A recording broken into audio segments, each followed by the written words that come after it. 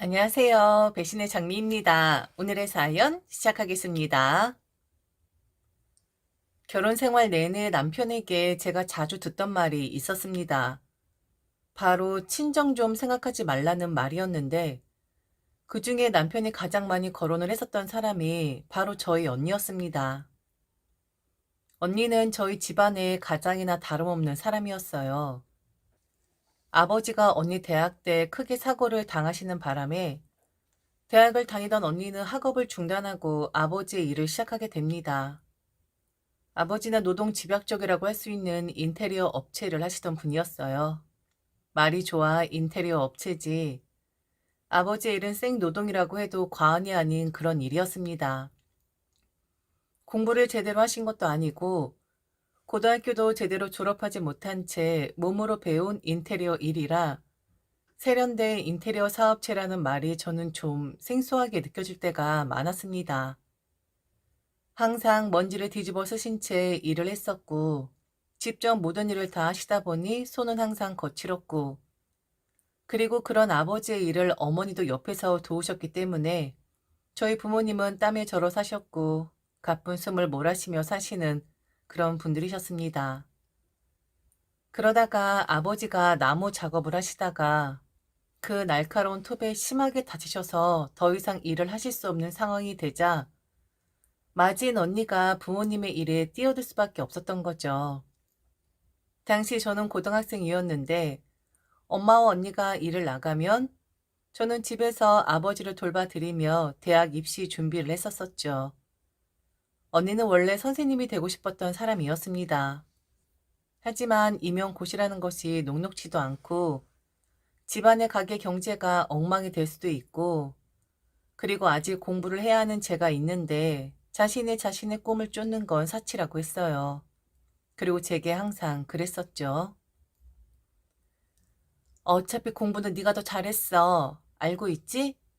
지금 아버지 돌보고 하느라 공부에 전념 못할 수도 있는데 그런데 우리 어려운 상황일수록 더 힘을 내보자. 아버지도 그렇고 엄마도 그렇고 너나 나를 보며 사시던 분들이잖아. 어차피 나중엔 우리가 그분들께 힘이 되어 드렸어야 한 건데 그게 조금 일찍 온 거라고 생각하자. 우리 우울해하지 말자. 지금 현실을 불우하다 생각하지 말자고. 수험생은 무조건 마인드 컨트롤이다. 알지? 그래도 언니가 공부를 중단했으니까 나는 그게 너무 마음에 걸려. 차라리 내가 공무원 시험을 볼게. 언니, 엄마 아버지가 하던 일 한 번도 안 해봤는데, 그걸 언니가 어떻게 할 수가 있겠어. 아버지도 맨날 언니 걱정한단 말이야. 현장 나가서 다치는 거 아닌가 하고. 소장님 계시잖아. 그분께서 많이 알려주셔. 그리고 나는 지금 위험한 일 할 깜냥도 못 돼. 나는 지금 허드렛 일만 하고 있다고. 언젠간 위험한 일도 할 것이고, 내가 도맡아서 하는 날이 오겠지. 최대한 그날이 빨리 오도록 나는 노력할 거야. 그러니 너는 너대로 노력을 하라고. 우린 해낼 수 있으니까. 그리고 지금 내가 공부를 하는 건 사치야. 내가 할 수 있는 걸 나는 지금 하고 있는 거라고. 마음 단단히 먹어. 대학 들어가고 나서 제 눈에 비춰진 언니는 어른이었어요. 그런데 집안에 우환이 생기자 자리에 주저앉는 것이 아니라 우뚝 일어서는 언니를 보니 역시 언니는 언니고 장녀는 장녀더라고요. 각자의 자리에서 최선을 다해 할 일을 하자라는 언니의 말에 저는 아버지를 돌봐드리며 공부 또한 게을리하지 않았습니다. 하지만 왕성하게 아버지가 일을 하셨을 때보다 당연히 수익은 줄어들 수밖에 없었고 저희 집안의 경제는 쪼그라들 수밖에 없었죠.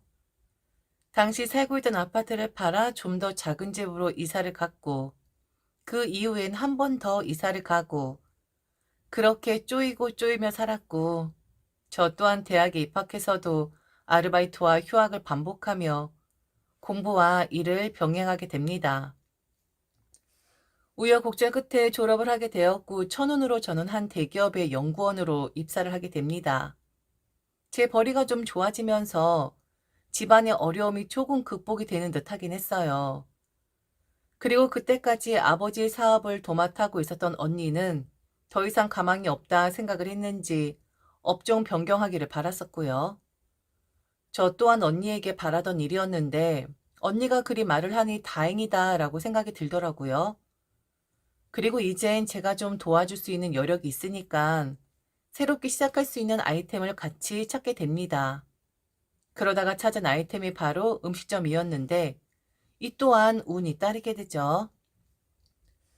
현장 식당, 일종의 한식 뷔페였는데 언니가 그래도 꽤 오랫동안 현장 일을 했으니 아예 대놓고 밥을 먹는 이모님 식당이 있었는데 이모님이 연세도 드셨고 물려줄 사람도 없다면서 현장 일을 그만두면 한번 해보지 않겠냐고 그리 말을 했다라는 거예요. 다만 안정을 찾을 때까지만 이모님이 옆에서 도와주신다고 했기에 그렇게 언니와 엄마는 현장 식당 일을 하게 됩니다. 하루 종일 주방에서 나오지도 못하고 새벽까지 출근을 하고 밤 늦게나 집에 오는 언니와 엄마였지만 그래도 이게 몸이 더 편하다고 하더라고요. 조금씩 손에 일이 적응이 되면서 이모님은 아예 빠지게 되고 엄마와 언니가 도맡아서 식당을 본격적으로 운영을 하게 되죠.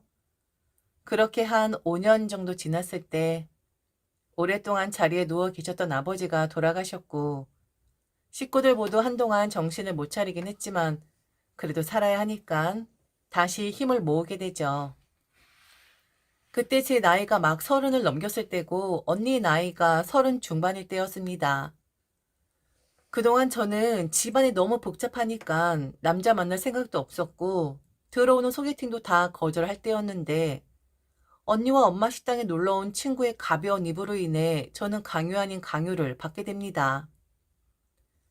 아니, 땡땡아, 우리 딸은 남자한테 인기가 없나? 좋은 기업 다니고 있는데 어떻게 남자라고 구경 한 번을 안 시켜준다? 큰 애도 그렇고 작은 애도 그렇고 우리 딸들이 그렇게 인기가 없는 거야? 남자들한테? 아, 어머니, 그게 무슨 말씀이세요? 땡땡이가 인기가 얼마나 많은데요. 인별에 사진 올리면 소개시켜 달라는 사람들이 줄을 서요. 그런데 땡땡이가 안 받는 거예요. 뭐 언니랑 엄마 고생하는데 자기가 무슨 연애를 하냐고. 평생 결혼 안 하고 그냥 이렇게 살 거라고 하는데 어머니가 좀 설득 좀 해줘요. 소개팅 좀 받으라고. 아, 그게 사실이야? 아니, 소개해달라는 사람들이 많은데 애가 거절을 하는 거라고? 아니, 이놈의 지지배? 너 왜 그러는 거야? 어? 남자 안 만나? 결혼 안 해? 왜 결혼을 안 하려고 하는 거야? 어? 나는 몰랐네. 우리 딸이 인기가 없다고만 생각했지? 일부러 안 받는 거라고는 생각도 못 했었어.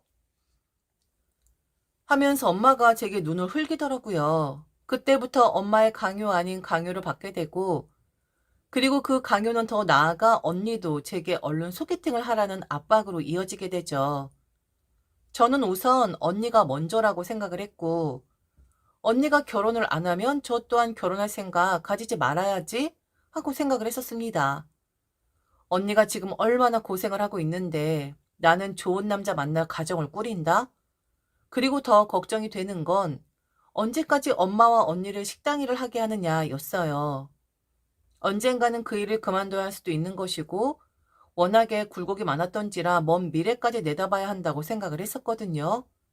절대로 회사에서 잘리지 않을 것, 안정적인 나의 수입이 있어야 하니 이직을 한다 하더라도 안전하게 할 것, 항상 이걸 염두에 두고 있었는데 언니가 하루는 저와 맥주 한잔을 하고 싶다며 불러내며 말을 하더라고요. 혹시 우리들 때문에 그러는 것이냐고요. 지금 자신은 자신의 삶에 매우 만족을 하고 있고 그리고 이번에 대출을 좀 받아서 뭔가를 좀 더 해보려고 한다. 그러니 더 이상 엄마나 자기를 생각하지 말고 우리도 좀 보통의 사람들처럼 살아보자고 하더라고요. 자기는 원래 남자한테 관심 없고 소개팅 시켜준다는 사람들도 없다. 그런데 너는 좀 다르지 않느냐. 너는 좋은 직장 다니고 있고 그리고 네 조건이면 얼마든지 괜찮은 사람 만나 결혼하고 아이도 낳아 잘 살 수 있는데 왜 제 인생에 자신들을 자꾸 끼워 넣는 거냐고. 그런 생각이라면 얼른 버리라고 하더군요. 너는 동생이야. 영원히 너는 동생이라고. 엄마랑 나 완전 안정됐고, 그리고 언니는 이번에 대출을 좀 받아서 뭔가를 해보려고 해. 그러니 너는 너의 인생을 살아. 엄마는 내가 끝까지 책임질 수 있어. 그리고 지금 내가 하려고 하는 거 시작은 미비하지만 결국엔 잘 될 거야. 내가 위험하게 하는 사람도 아니고 안정적으로 투자하는 사람이니 실패 안 할 거라고. 지방에 땅을 사서 그곳에 작게 캠핑장을 할 생각이고, 그리고 지금 시간 내서 바리스타 학원을 다니고 있다 하더군요. 그 캠핑장을 하면서 카페도 할 생각이고, 그리고 그곳으로 아예 현장 식당을 옮길 생각이라고요. 그러니 엄마와 자신은 지방으로 내려갈 생각이고, 그곳에서 제2의 인생을 살아볼 생각이니, 저보고 좋은 남자 만나 얼른 결혼하고, 저 또한 안정을 찾으라는 거였습니다. 그리고 저만 몰랐더라고요. 이미 땅을 사놓은 상태였고, 그 땅을 다지는 그런 단계까지 갔다고. 작업 도와주시는 분들도 예전에 같이 일을 하던 분들이고, 그분들이 워낙에 솜씨 좋게 저 비용에 도와주셔서 일도 빠르고 손해도 안 난다면서 정리가 되고 있다고. 엄마랑 언니가 속닥속닥 거리는 것을 자주 봤었는데 바로 저거였었더라고요. 너는 너 인생 가면 되는 거야. 엄마랑 나는 지금 새로운 인생을 시작하고 있다니까. 네가 좋은 남자를 만나야 우리도 마음 편하게 가지. 그러니 소개팅해. 그리고 결혼해. 그게 우리를 도와주는 거야. 든든한 지원군들이라고 해야 할까요? 아니면 저도 짐을 좀 내려놓았다는 마음이 들어서였을까요? 언니와 엄마의 계획을 듣고 저는 소개팅을 받았고, 그리고 결혼을 하게 되죠. 제가 결혼을 하고 1년 뒤, 엄마와 언니는 서울 현장 식당을 정리하고, 그리고 지방으로 내려가게 됩니다. 남편은 엄마와 언니를 별로 좋아하지 않았어요. 딱히 뭐라 하는 건 아니었지만 이런 말을 자주 하는 사람이었죠. 저와 엄마와 언니는 결이 좀 다른 사람들 같다고요. 그러면서 저만 딱 떨어뜨려 놓고 싶은 심정이었는데 언니와 엄마가 지방으로 내려간다는 소식을 듣고는 엄청 기뻐하긴 하더라고요. 제 결혼 생활은 딱 저와 남편만 놓고 보면 매우 이상적이긴 했었습니다. 그런데 대부분 그렇겠지만 결혼이라는 것이 부부만 사는 것이 아니라 양가도 함께 사는 거잖아요. 조심스럽게 말을 하긴 했었지만 그래도 그 빈도수가 높아지니 저희 집안 이야기하면서 다툼을 하는 적도 있었고 그리고 남편의 집안 이야기하면서 다툼을 하게 되는 일도 있었죠. 그럼 여기서 한 가지 저는 여러분께 묻고 싶습니다. 저는 결혼을 하고 나서도 엄마에게 용돈을 보내드렸어요. 한 달에 100만 원씩. 결혼 전과 결혼 후에도 동일하게 용돈을 드렸었는데 결혼하면 여자는 이렇게 하면 안 되는 것일까요? 그리고 또 한 가지. 친정에서 돈이 좀 급해서 제게 융통을 하고자 했을 때 그런 말한 것조차 용납이 안 되는 것인가요? 시댁에도 용돈 똑같이 드렸고 그리고 결혼하고 시누이가 좀 급하게 돈을 융통해 달라 했을 때 저는 당연히 능력이 되면 해줘야 되는 것이라 생각을 했었고 남편은 대출을 받아 시누이에게 돈을 건넸었습니다. 그런데 아내의 집에서는 저런 말조차 하면 안 되는 것인가요? 엄마랑 언니가 지방으로 내려가고 한참 뒤에 제게 돈을 좀 융통해 줄 수 있냐 물어봤었습니다. 예상보다 지출이 더 있는데 지금 대출 한도가 꽉 차서 제게 도움을 요청했었죠. 그렇다고 많은 돈을 요구했었던 것이 아니라 1,000만 원 정도의 돈이었습니다. 그 정도는 현금으로 가지고 있었기에 저는 그러마 약속을 했고 부부이다 보니 남편에게도 이 사실을 알렸죠. 그런데 남편이 한숨을 푹 쉬면서 제게 그러는 겁니다. 아, 내가 항상 얘기했었지. 친정 생각 좀 하지 말라고. 결혼했으면 우리만 생각해야 하는 거야. 1,000만 원? 그래, 큰 돈 아니다. 당신이 그 정도 현금은 있을 것이라 생각해. 그런데 한 번이 두 번이 되는 것이야? 당신 결혼할 때 우리한테 피해 안 끼치겠다 한 자기들 식구들 말 생각 안 나? 그런데 얼마나 됐다고 돈을 해달라고 하는 거야. 나는 이건 아니라고 본다. 친정 좀 그만 신경 쓰자. 멀리 살잖아. 그분들께서 잘 살아보겠다고 택한 지방행이면 그럼 그냥 당신은 무관심해도 되는 거야. 그리고, 처형. 처형은 그러면 안 되는 거야. 당신이 희생을 했다라고 생각을 하나 본데, 그래서 당신한테 뭔가를 해주기를 바라나 본데, 당신이 이래쳤으면 해결을 해야지. 결혼한 자기 동생한테 돈을 빌려달라는 게 그게 처형이 할 행동이야? 그래? 아니잖아, 여보. 그럼 당신은 이거 내가 말 안 하고 언니한테 그냥 줘도 되는 돈이었어. 그런데 나는 당신한테 말했잖아? 형님 돈 빌려드리고 할 땐 가족이니까 그래야 하는 거라고 하더니 우리 집은 신경 쓰지 말라고? 무관심해야 하는 거라고? 그렇게 하면 안 되는 거라고? 왜? 자기 집은 신경 쓰라고 하면서 우리 집은 신경 쓰지 말아야 하는 건데 지금 당신 말 엄청 웃긴 거 알아? 이 일로 갈등이 좀 깊어지긴 했어요. 저는 언니와 엄마에게 1,000만 원을 이체시켜 주었고요. 그리고 남편에게는 너희 부모가 중요하면 나도 내 엄마나 언니가 중요하다. 그러니 앞으로는 친정 신경 쓰지 말라는 그 말 절대 하지 말아라 라고 경고를 했죠. 항상 속이 좀 답답한 결혼 생활이긴 했습니다. 서로 말을 하기는 하는데 완벽하게 웃을 수 없는, 완벽하게 풀리지 않은 그런 느낌이라고 해야 할까요? 저만 그랬던 것이 아니라 남편 또한 마찬가지였겠죠. 서로 사과를 하고 풀긴 풀었는데 결국엔 서로의 입장을 완벽하게 이해를 한 건 아니었었습니다. 결국엔 그걸 알아차리게 되는 계기가 생기게 되었거든요. 언니의 말은 사실이었습니다. 안전하게 투자를 하는 것이고 제2의 인생을 시작하겠다라는 그 포부 말이에요. 그리고 운때도 잘 맞았던 것이 언니가 준비를 하는 동안 코로나가 왔었고 그리고 코로나가 풀리게 되면서 사람들이 캠핑장이나 여행을 미친 듯이 가고 싶어하는 욕망이 어마어마했을 때 언니와 엄마의 캠핑장은 준비를 마치고 문을 열게 되거든요. 이렇게까지 잘 된다고? 주말 예약은 물론이거니와 주중 예약, 한 달이 채워지더니 다음 달 예약이 꽉 차고 그리고 또 다음 달 예약이 꽉 차고 직원도 3, 4명에서 10명으로 늘어나고 현장 식당 업체도 늘어나게 되고 언니와 엄마의 제2의 인생은 그야말로 대박을 치게 되죠. 한번 놀러 오라는 엄마와 언니의 말에 저는 남편을 데리고 그곳으로 놀러 가게 되는데 눈앞에서 직접 목격한 엄마와 언니의 제2의 인생은 더 이상 제가 걱정할 것도 없었습니다. 그런데 남편의 반응이 그래요. 남편의 반응이 정말 쉐시였죠. 자신이 직접 봤잖아요.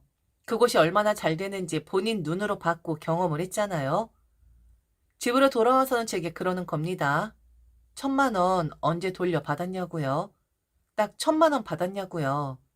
무슨 소리냐 했더니 1,000만 원 이자 쳐서 받은 거냐고. 아니 뭐 따로 챙겨준 거 있어? 그런 거 있냐고. 그게 무슨 소리야. 1,000만 원 당연히 돌려받았지. 무슨 이자 이야기를 하고 있어? 그런 거 안 받았는데? 아니 준다는 소리도 안 해? 그땐 그렇다 치고 지금은 상황이 좀 다르잖아.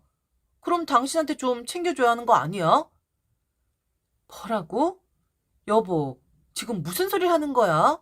지금 잘 되니까 나한테 뭐를 좀 줘야 하지 않냐? 라는 말을 하는 거야? 당신 정말 왜 그래? 여보. 그때 여보가 돈 안 빌려줬으면 상황 어려웠었던 거 아니야? 그런데 지금 보니까 완전 잘 되는데 도와준 자기한테 뭐라도 해줘야지. 그냥 아무것도 안 하고 있다고? 그렇게 하면 안 되는 거지. 그렇게 하면 진짜 장모님도 그렇고 처형도 그렇고 너무 양심이 없는 거지. 당신이 그냥 대놓고 물어봐. 좀 떼어달라고. 아니면 지분이라도 좀 달라고. 우리 같은 월급쟁이들은 소명이 짧잖아. 우리가 나중에 어찌 될 줄 알고? 아니면 우리도 그냥 이번 참에 일 다 때려치우고 거기 가서 일해도 되고. 당신 지금 그게 할 소리야? 양심이 없는 건 엄마나 언니가 아니라 바로 당신인데? 정말 왜 그러니? 사람 행동이 어떻게 이렇게 변해? 친정 생각하지 말라고 돈 주지 말라고 한 사람은 당신이야. 그런데 뭐? 지분? 우리가 가서 해? 그런 소리 좀 하지 마. 진짜 왜 그래 창피하게. 너무 실망스럽더라고요. 사람이 추잡해 보이기까지 했고요. 그날은 도저히 같이 있지 못할 것 같아 저는 집을 나왔고 처음으로 혼자서 호텔이라는 곳을 가보게 됩니다. 맥주 한 잔을 마시며 진정을 하고 있는데 남편 전화가 계속 걸려오더라고요. 받고 싶지 않아 모음으로 해뒀는데 이게 게시인진 뭔진 모르겠지만 제가 전화기를 쳐다보는 순간 시어머니라고 전화기에 뜨는 겁니다. 시어머니 전화였어요. 받아야 하나 말아야 하나 고민이 되었지만 그래도 부부싸움 한 걸 부모님께 들키면 안 되는 것이니 저는 아무렇지 않은 척 전화를 받았죠. 그런데 목소리가 쩌렁쩌렁 울리는 겁니다. 너 지금 어디냐? 아니 싸웠다고 해서 집을 나가면 어쩌자는 거야? 그리고 우리 아들이 못할 말 한 것도 아닌데 당연히 팔할 수도 있는 것이고 그간 네가 니네 집에 한 게 있는데 그것 좀 다시 받아오라고 하는 게 그렇게 화낼 일이니? 너 그렇게 하는 거 아니다. 네가 네 남편을 우선시하지 않으니까 지금 이런 행동이 나오는 거야. 너 내가 계좌 부를 테니까 앞으로 사돈한테 이야기해서 거기에 돈 붙이라고 해라. 아니면 내가 사돈한테 전화를 하마. 그동안 친정에 돈 쏟아부은 게 문제가 되었다. 애들 이혼시키고 싶지 않으면 다달이 돈 넣으셔야 할 것 같다라고 내가 말을 하겠다고. 그렇게 잘 되는데 아직도 너한테 용돈 받으신다며? 아이고, 아이고, 있는 사람이 더하네. 있는 사람이 더해. 이래서 사람들이 받을 줄만 안다라고 말을 하는 거야. 받았으면 돌려줘야 하는데 염치 없는 사람들은 그렇지 않은 법이지. 이런 사람들한테는 대놓고 말을 해야 하는 거야. 갚으라고. 그렇게 당당하게 말을 해야 알아듣지? 안 그러면 못 알아듣는다. 부부끼리 일이니 부부끼리만 알아야 하는 것이라고 생각을 했는데 남편이 시어머니에게 말을 했더라고요. 쩌렁쩌렁한 목소리로 화를 내면서 말을 하는데 그리고 전화를 한다고? 그간 받은 거 돌려달라 한다고? 계좌를 불러준다고? 이런 게 바로 염치가 없는 거 아니겠습니까? 왜 저한테 화를 내시나요? 계좌를 불러준다고요? 누구 계좌인데요? 어머니요?